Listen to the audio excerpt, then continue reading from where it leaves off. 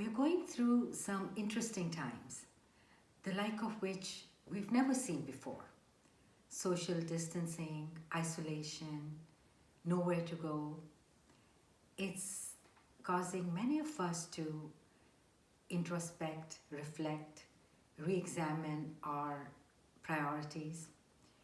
For me, it is causing the truths of Gurbani, the messages of Gurbani, to ring even louder.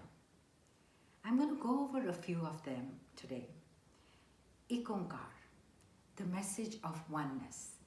One creator manifested in the entire universe. One humanity, one planet, one light shining in all of us. We sort of know it, but this virus that started in a country far away from us and has become a pandemic has made it very clear that we're interdependent, interconnected by the very air we breathe, by the very fact of being on the same planet. So Mother Nature has a way of making things very clear to us if we don't live according to the principles, and in this case, of oneness. Fear. Now, fear is an inherent human emotion. Gurbani tells us that the only way we can get rid of fear is by dwelling in the fearless one, the one who has no fear, the Nirpa one. What are we afraid of? Every day the news cycles bring worse news.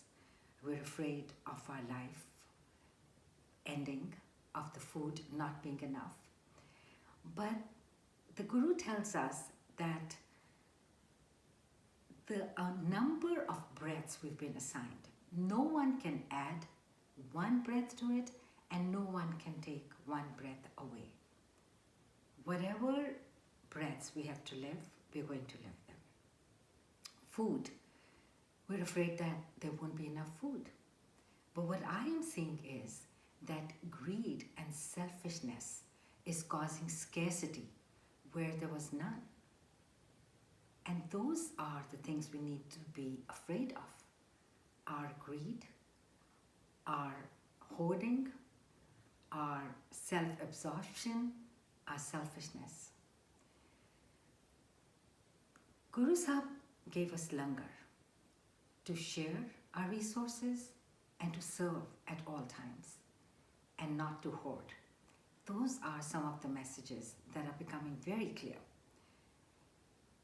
Mool Mantra talks about one of the aspects of the divine being nirvair. Now, we have to become nirvair as individuals, as communities, as nations, so that we can collaborate our resources and unify ourselves and our resources so that we can combat the bad that is out there and in good times prosper even more.